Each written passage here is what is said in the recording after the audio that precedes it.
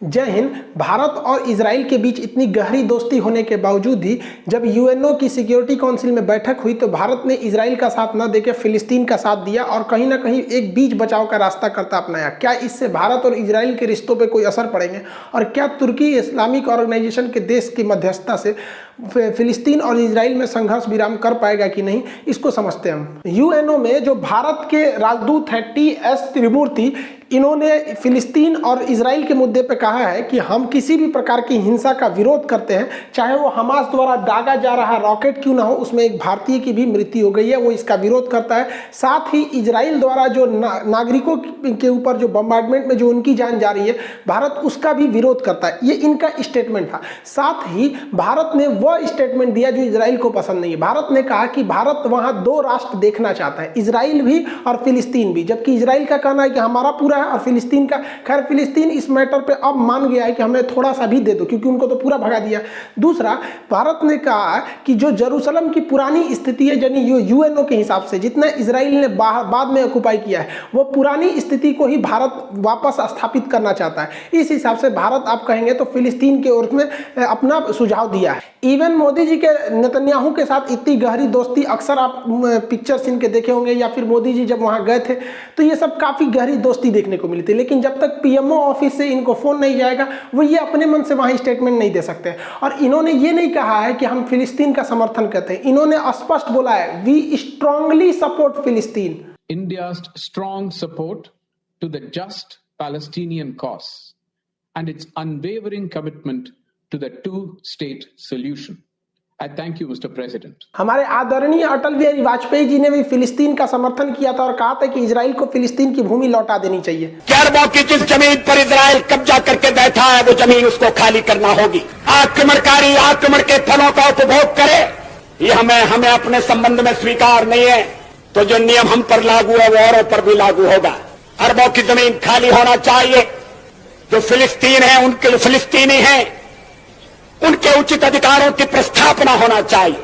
आप ये सोच रहे होंगे कि आखिर हमारे देश के प्रधानमंत्री लोग ऐसा स्टेटमेंट क्यों देते हैं और इस कदम पर क्यों जाते हैं, हम इजराइल का साथ क्यों नहीं दे पाते।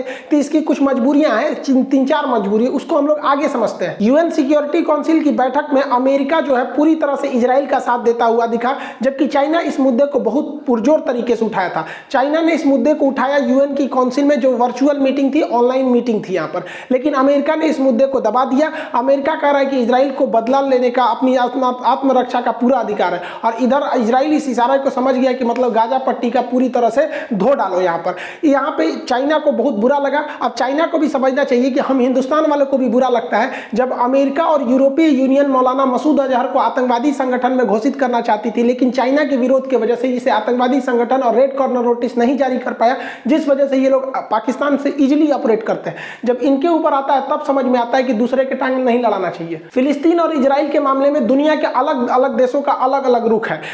जो हमारा देखिए, चाइना जो है वो हमास जो आतंकवादी संगठन है, उसे चाइना आतंकवादी संगठन नहीं मानता है, पाकिस्तान नहीं मानता है। खैर ये लोग मानेंगे भी क्यों, लेकिन नॉर्वे भी नहीं मानता है। और रूस का तो अलग ही कहना है। रूस का कहना है कि फिलिस्तीन और इजराइल दोनों को अपनी आत्मरक्षा का अधिकार है। रूस का कहना है कि अगर दुनिया का सबसे एडवांस देश जो रक्षा के क्षेत्र में बहुत ही बेहतरीन एडवांस है, जिसके पास आयरन डोम जैसी टैंक, जहाज, नेवी, एयरफोर्स, हर तरह की सेना है, उसे अगर आत्मरक्षा का अधिकार है तो फिर फिलिस्तीन को भी आत्मरक्षा का अधिकार है। अगर हम हमास की बात नहीं करते हैं, अगर मान के चले ये बात, देखिए ये रूस के हिसाब से इनका कहना है कि अगर हम हमास को हटा दें तो फिर फिलिस्तीन के पास आत्मरक्षा के लिए पत्थर और लाठी के सिवा कुछ नहीं है। तो इस हिसाब से रूस का कहना है कि वो हमास को आतंकवादी संगठन नहीं मान रहा है। रूस पार्शियली ये कहना चाहता है कि ये लोग मतलब अपने फिलिस्तीन के जमीन के लिए लड़ाई लड़ रहे हैं। इसमें सबसे आगे कूद रहे हैं तुर्की के प्रधानमंत्री तैयबुल अर्दोगान। इन्होंने इमरजेंसी में ऑर्गेनाइजेशन ऑफ इस्लामिक कंट्रीज की बैठक बनाई, जिसमें 57 देश है। इनका कहना है कि यूएनओ ने 2018 में एक रिजोल्यूशन पारित किया था, जिसका मतलब होता है कि एक छोटा कानून बनाया था कि जेरूसलम या फिलिस्तीन की रक्षा के लिए एक रक्षा संगठन होना चाहिए। तो इसका मतलब ये नहीं कि एक आर्मी संगठन। तो इनका कहना है कि इस्लामिक ये जो ऑर्गेनाइजेशन है इस्लामिक देशों का, इन 57 देश को मिलकर आपस में एक फौज बनानी चाहिए जो इजराइल पर हमला करने के लिए न हो, बल्कि फिलिस्तीन की रक्षा करने के लिए हो। अब ये वाला जो एरिया है ये गाजा, ये वाला वेस्टर्न बैंक है और ये वाला गाजा पट्टी है, तो इन्हीं दोनों को मिलाकर फिलिस्तीन बनता है। तो इनका कहना है कि फिलिस्तीन की रक्षा के लिए अब इन्होंने आइडिया दिया तुर्की के कि भैया हम जो तुर्की वाले हैं हम सर्वेलांस रडार दे सकते हैं, हथियार दे सकते हैं, एयरफोर्स दे सकते हैं। ये अरब वाले जो हैं, इस जो संगठन जो आर्मी बनेगी उन्हें ये लोग पेट्रोल फ्यूल वगैरह मुहैया करा सकते हैं, पैसा वगैरह ये लोग के पास बहुत ज़्यादा है। अल जजीरा न्यूज़ चैनल है, इनके लिए मीडिया का काम हो ही जाएगा। अफ्रीकी देश है, देखिए ये 57 देश है, इसमें इतने जितने देश दिख रहे हैं ये वाले, ये सब के सब इस्लामिक कॉरपोरेशन के मेंबर हैं। रूस जो है एब्जॉर्बर है, मतलब इसमें भाग लेता है।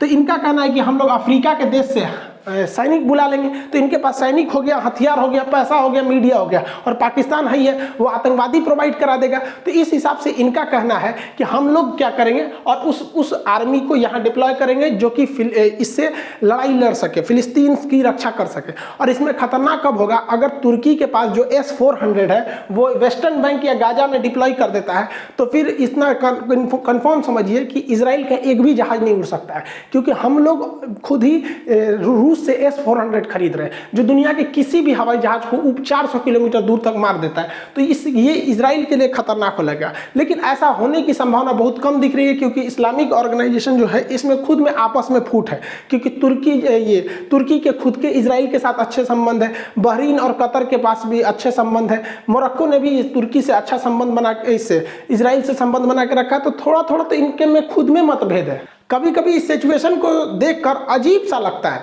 देखिए एक और इजराइल है अकेला देश, इधर पूरा और इस्लामिक ऑर्गेनाइजेशन खड़ी हुई है, इधर केवल एक देश है, इधर 57 देश खड़े हैं सब अकेला उससे, फिर भी इन 57 की हिम्मत नहीं हो रही है। इजराइल की कुल जनसंख्या जो है वो लगभग 90 लाख है, जिसमें 70 लाख के आसपास यहूदी हैं, लेकिन इन 70 लाख से टकराने की हिम्मत 180 करोड़ ये जो इस्लामिक देश के हैं लोग, इन लोग की अभी हिम्मत नहीं हो रही है।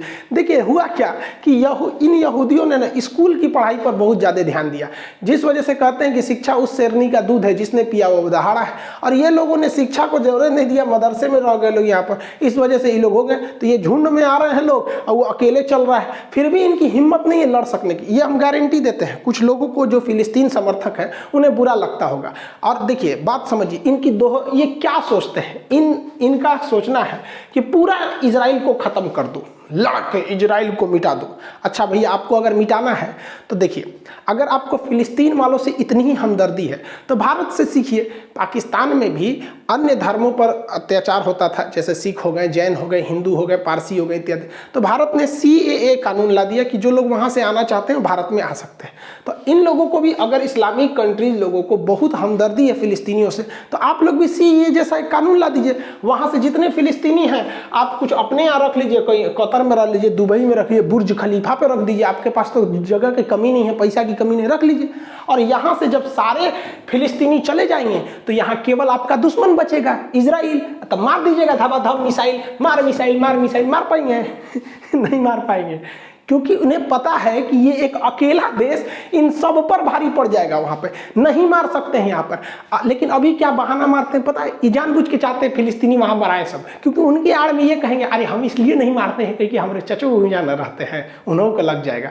देखिए हमें ये दिख रहा है कि एक जमीन की लड़ाई है, लेकिन इसमें सबसे ज्यादा फायदा अगर कोई उठा रहा है तो अमेरिका उठा रहा है। वो तेल को, यहाँ का मिडिल ईस्ट का जितना भी पेट्रोलियम भंडार है उसका पूरी तरह से विदोहन कर रहा है, और इस पेट्रोलियम के आधार पर वो रूस को कमजोर कर रहा है। देखिए रसिया में पेट्रोल पर ही डिपेंड है, रसिया पेट्रोल या फिर हथियार पर डिपेंड है। हथियार के मार्केट में अब रसिया उतना टिका नहीं, तो रसिया सोचता है कि पेट्रोलियम हमारे पास, अगर पेट्रोलियम का दाम बढ़ेगा तो रसिया को फायदा होगा।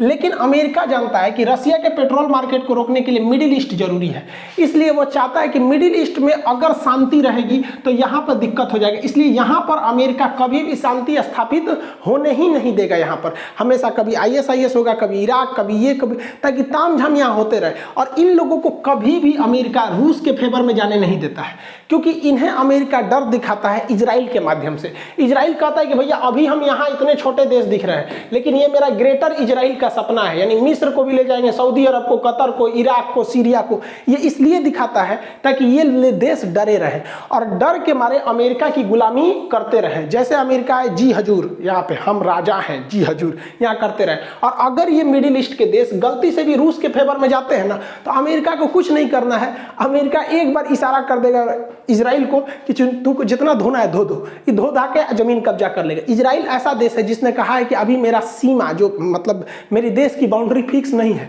ये अभी बढ़ रही है, इसे थोड़ा बढ़ा के यहाँ तक ले आएगा। ये है अमेरिका जिस ISIS को आतंकवादी बोलता था, अमेरिका जिस ISIS के लिए इतना दिन लड़ रहा था, आपने देखा होगा कि वो फुल पावर से अमेरिका नहीं लड़ा, क्योंकि वो खुद चाहता था कि ISIS का मुद्दा लंबा चले, क्योंकि जब तक ISIS आतंकवादी रहेंगे, इन ISIS आतंकवादियों को पैसा कहाँ से आता है? पेट्रोल से आता है। तो ये पेट्रोल को बेचेंगे और सस्ते दाम पर बेचेंगे, तो रूस पेट्रोल जब सस्ता होगा तो रूस की अर्थव्यवस्था गिर जाएगी। देखिए, ये आतंकवादियों को चढ़ाकर इस आतंकवादी की लड़ाई को लंबा करके पेट्रोल का दाम गिरा रहा है ताकि रूस की अर्थव्यवस्था गिर जाए, और बहुत बुरा असर पड़ा है। और अमेरिका की कंपनी खुद इन आतंकवादियों से $8 प्रति बैरल पेट्रोल खरीदती थी, जो कि अगर ओपन मार्केट में देखेंगे तो ₹3.5 प्रति लीटर। हम लोग ससुरा खरीदे लोग ईमानदारी के रास्ता पे ₹100 लीटर पेट्रोल, ससुरा अमेरिका जो क्रूड ऑयल खरीदता है ₹3.5 लीटर खरीद रहा है, इन्हीं आतंकवादियों की कंपनी से खरीद रहा है। वहां की कंपनी आके इसे खरीदती है। अमेरिका यहाँ ₹3.5 प्रति लीटर के हिसाब से पेट्रोल खरीदता है और दुनिया के दूसरे देशों में बेच देता है, और अपने पास इतना ज्यादा ये प्रूवन ऑयल रिजर्व रख दिया, स्ट्रेटेजिक ऑयल रिजर्व रखे हुए हैं, जिसके मदद से अगर कभी भी ये मिडिल ईस्ट के देश या खाड़ी देश जहां पर गल्फ कंट्री है जिनके पास पूरी तरह से पेट्रोलियम रिजर्व है, अगर ये लोग कभी भी पेट्रोलियम की सप्लाई रोकते हैं तो इनके पास इतना ज्यादा स्ट्रेटेजिक पेट्रोलियम है कि इन्हें कोई दिक्कत नहीं आने वाला है। और बहुत ही चालाकी से अमेरिका जो है वो इलेक्ट्रिक कारों पर, जैसे टेस्ला सुने होंगे, या फिर वहां सेल गैस की टेक्नोलॉजी से आगे बढ़ रहा है, जिस वजह से धीरे धीरे अमेरिका इन मिडिल ईस्ट के लोगों के ऊपर से पूरी तरह से अपनी डिपेंडेंसी हटा देगा और इनका पेट्रोल पूरी तरह से चूस लेगा। और हम बताते हैं इनका तेल खत्म तो इनका खेल खत्म। ऐसा नहीं है कि इजराइल और फिलिस्तीन हमेशा से दुश्मन ही रहे थे।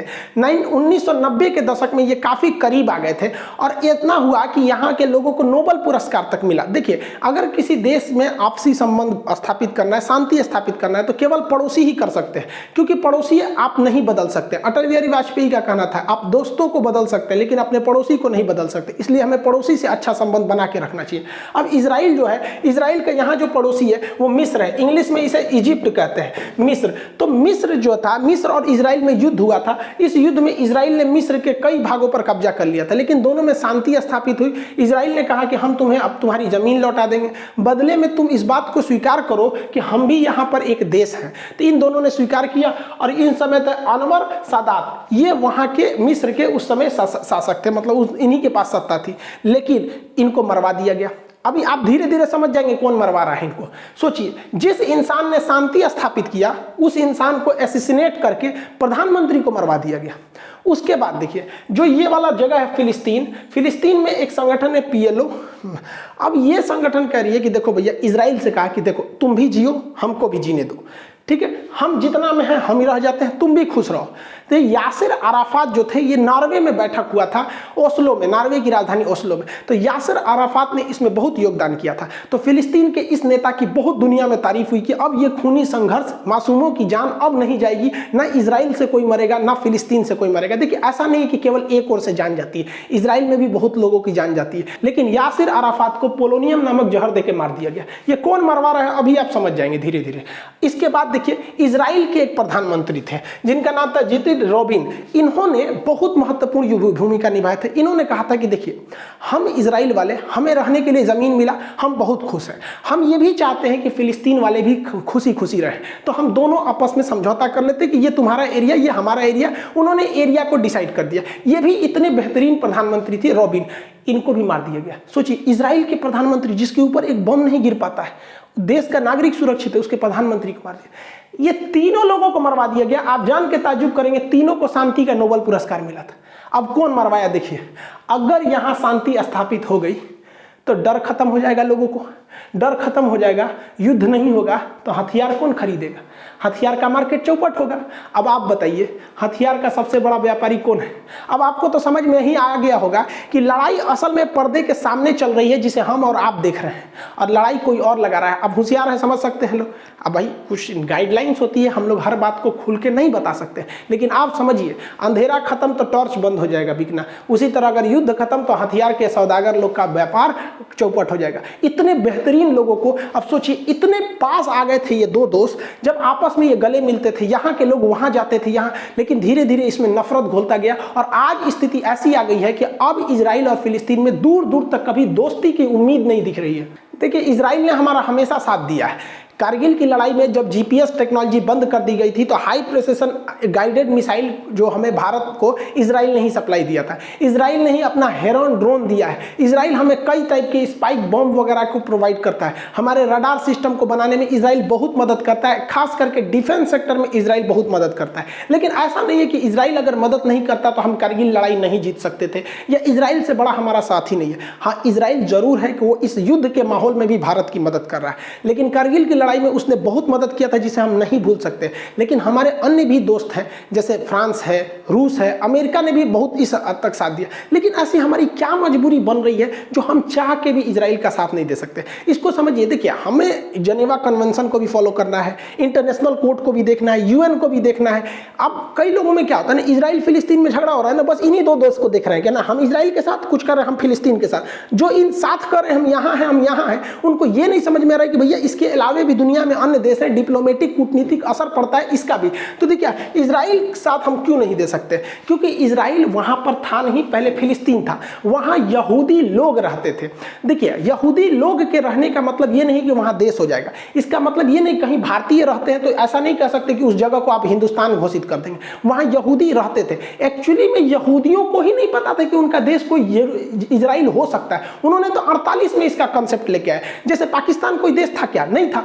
अचानक द्विराष्ट्र की मांग उठी, जिन्ना आए, चौधरी रहमत अली आए, अलग अलग लोग आए। अचानक 1940 के बाद तूल पकड़ने लगा, वो नया देश का उदय हो गया पाकिस्तान। कंसेप्ट पहले से नहीं था। उसी तरह इन लोग की एक विचारधारा थी कि हमें एक देश बनाना है, लेकिन इजराइल नहीं था, वहाँ यहूदी थे लोग यहाँ पर।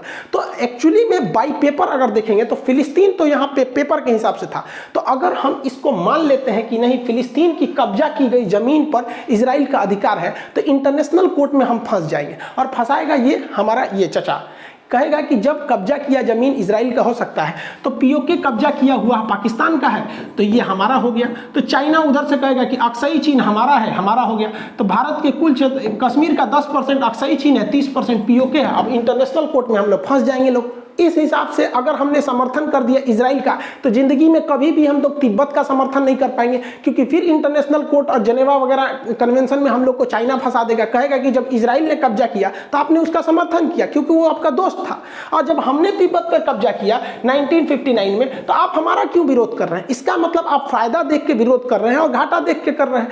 आपका अपना कोई सिद्धांत नहीं है, तो हम इस हिसाब से फंस जाएंगे। इसके अलावा चाइना जो है वो दक्षिणी चीन सागर पर कब्जा करना चाहता है, तो भारत कभी भी इसका विरोध नहीं कर पाएगा इंटरनेशनल कोर्ट में, क्योंकि भारत खुद इजराइल का अगर समर्थन कर देता है कब्जा किए गए जमीन पर, तो हम वहां पे फंस जाएंगे। दक्षिणी चीन सागर पूरी तरह से ले जाएगा, और यहां भी जमीन की लड़ाई नहीं, दक्षिणी चीन सागर के अंदर बहुत बड़े मात्रा में पेट्रोलियम है, और यहां पर चाइना जो है वो एक बहुत ही पुराना नक्शा को फॉलो करता है जिसका नाम है 9 डैश लाइन। तो चाइना कहता है 9 डैश लाइन के अंदर के सारे द्वीप हमारे हैं। तो यहां चाइना को बहुत फायदा हो जाएगा भारत के स्टैंड की वजह से, और जापान नाराज हो जाएगा हमसे, क्योंकि इन द्वीपों पर जापान का भी इधर से विवाद चलता है। तो चाइना और ऑटोमेटिक कर लेगा। अब भारत को जापान बुलाएगा तो भारत वहां पे भी फंस चुका रहेगा। सबसे बड़ा मुद्दा जो हम इजराइल का साथ नहीं देते हैं वो है यूएनओ। यूएनओ में हमें सुरक्षा परिषद में अस्थायी सदस्यता चाहिए, ताकि हमें भी वीटो पावर मिल सके। चाइना, अमेरिका, फ्रांस, ब्रिटेन, रूस की तरह जिन्हें 5 देशों के पास अस्थायी सदस्य हैं, जिन्हें वीटो पावर है कि वो किसी भी प्रस्ताव को रोक सकते हैं, हमारे पास नहीं है। तो हम ये प्रस्ताव को चाहते हैं, लेकिन ये हमें कब मिलेगा? जब यूएनओ के 193 देश में से 2/3 लोग हमारे साथ हो। 2/3 का मतलब कम से कम 130 लोग हमारे साथ हो सकते हैं। अब देखिए, हमें इन 130 लोगों का समर्थन जुटाना है। तो अगर हम इजराइल को खुश रखेंगे तो हमसे जो इस्लामिक कॉरपोरेशन के 57 देश है वो हमसे खिलाफ निकल जाएंगे। तो 193 में से अगर 57 निकल गए तो टोटल बच गए सब 136, क्योंकि अगर ये OIC वाले अगर अलग हो गए तो केवल बच गए 136। तो क्या लगता है कि दुनिया के 136 देश में से 130 हमको दे ही देंगे सब? तो यही सबसे बड़ी समस्या है। लेकिन भारत इन सारी चीज़ों को इजराइल को समझाता है कि देख भैया, हमसे तुम्हारी कोई दुश्मनी नहीं है। भारत के लोग इजराइल को फेवर करते हैं, सेना इजराइल का बहुत हथियार यूज करती है, हमारी विदेश नीतियाँ होती है, लेकिन हमने हर एक बात इजराइल के सामने अवगत कराया है कि भैया हम कूटनीतिक रूप से फंसे हुए हैं, हम डायरेक्टली खुल के तुम्हारा साथ नहीं दे सकते। और भी बहुत से वजह है। व्यापार को देखिए, अगर हम इजराइल के व्यापार को देखें, ओवरऑल देखना चाहिए रिलेशन। ऐसा नहीं है कि इजराइल नहीं हमें सब कुछ हथियार दिया है, भैया इजराइल से ज़्यादा हमारे लिए फ्रांस ने रफाल दिया है, रूस ने दिया है, ऐसा नहीं। अभी अमेरिका उससे ज़्यादा भी हमारे पास आ रहा है। लेकिन अगर आप व्यापार देखेंगे तो इजराइल के साथ इंडिया का टोटल व्यापार का केवल 1% व्यापार होता है, जबकि अरब देशों के साथ हमारा 18% का होता है। तो 1% को खुश रखने के लिए हम 18% गंवा दें, ऐसा तो कोई बेवकूफ़ी भारत में अभी के वक्त में कोई करने वाला नहीं है। इजराइल से हमें हथियार मिलते हैं, जरूरी है, बात अलग है, हमें कहीं और से भी मिल सकते हैं। ऐसा नहीं कि इजराइल हमें हथियार नहीं देगा, इजराइल भी हमारी मजबूरी समझता है। लेकिन अगर अरब देश को देखेंगे तो फिर पेट्रोलियम हमारा चल जाएगा, व्यापार चल जाएगा चौपट, क्योंकि उनको कुछ बनाने आता नहीं है, सीधे भारत से खरीदते हैं। साथ ही हम लोग को वहाँ पे 55 लाख लोगों को वहाँ पे रोजगार मिला है, प्रत्यक्ष अप्रत्यक्ष रूप से। तो इतनी बड़ी चीज़ों को हम दाव पे नहीं लगाएंगे, इसलिए भारत खुलकर इजराइल के साथ नहीं आ रहा है। एक और स्ट्रेटेजिक महत्व है कि भारत अगर मुस्लिम देशों के साथ अच्छा संबंध बना के रखता है तो मुस्लिम देश इस बवासीर का साथ नहीं देते हैं। अक्सर अभी आप देखे होंगे कि अरब वगैरह देश ने इनको लोन नहीं दिया, लोन का पैसा वापस मांगने लगा है। तो ये भारत का दबाव है जो काम कर रहा है, वरना ये लोग अगर पाकिस्तान के फेवर में चले जाएंगे तो इनको संजीवनी बूटी मिल जाएगा, क्योंकि ये अगर कचड़ा भी दे दे तो इनके लिए वो जन्नत हो जाएगा। ये लोग अपना डेवलपमेंट कर जाएगा और पाकिस्तान की फौज को हथियार मिल जाएगा उन्हीं पैसों से। तो हमारे दबाव की वजह से हम लोग इन इस्लामिक ऑर्गेनाइजेशन के जो देश हैं इन्हें हम कहते हैं कि हम आपके साथ खड़े हैं फिलिस्तीन के मुद्दे पर, लेकिन आप भी हमारे आंतरिक मामले को। तो ये लोग भी कहते हैं कि जब भारत कश्मीर के मुद्दे पे आप देखिए इन्होंने सीधे पल्ला झाड़ दिया। ये तो गया था यहाँ का प्रधानमंत्री गए थे वहाँ तो पानी उन्हीं के लिए भी नहीं पूछे थे इनको। साथ ही हमें अपने पड़ोसी देश चाइना को भी देखना है। चाइना क्या चाहता है? चाइना चाह रहा है कि वो अपने यहाँ वीगर मुसलमानों पर जुल्म करता है। तो इस वजह से एशिया में जो मुस्लिम देश हैं वो भारत को एक अच्छे नज़र से देखते हैं। तो चाइना इस चीज़ को सुधार करने के लिए मुस्लिम देशों को खुश करना चाहता है और इसी को खुश करने के लिए वो इजराइल पर दबाव बना रहा है, जबकि दुनिया के किसी का भी दबाव इजराइल पर काम नहीं करेगा। तो भारत को चाइना को भी काउंटर करना है, क्योंकि चाइना जो है वीगर मुसलमानों पर जुल्म करता है, अमेरिका वो मुद्दा उठा देता है। अभी क्या है कि अमेरिका के इशारे पर फिलिस्तीन में जुल्म हो रहा है तो चाइना ये मुद्दा उठा रहा है। तो भैया ऐसा ना हो कि इजराइल के चक्कर में चाइना जो है मुस्लिम देशों के साथ हीरो बन जाए, तो फिर हम लोग तो एशिया में पीछे रह जाएंगे। रही बात इजराइल की समर्थन करने की, तो हम इजराइल का समर्थन करें कैसे? उसको समर्थन की जरूरत है हमारे, किस चीज़ में हम इजराइल से आगे हैं? थोड़ा सा आप खुद से सोच के देखिए। क्या हमारी वैक्सीनेशन इजराइल से पहले, सबसे पहले कोरोना फ्री हो गया? क्या हम टेक्नोलॉजी के मामले में इजराइल से आगे हैं, जो उसको टेक्नोलॉजी देंगे लो ले लो यहाँ पे? क्या हम लोग तो इजराइल के यहाँ से कृषि सीख क्या है? ड्रॉप फार्मिंग, जैविक खेती। क्या हमारे पास आयरन डोम है? हमारे पास बहुत उन्नत किस्म के जहाज है। हम इजराइल को चाह के भी क्या दे सकते हैं आप बताइए? खूब से खूब देंगे तो मंच से बोल देंगे मोदी जी हम इजराइल के साथ हैं। इसका कितना बड़ा कीमत चुकाना पड़ गया आपको बता दिए।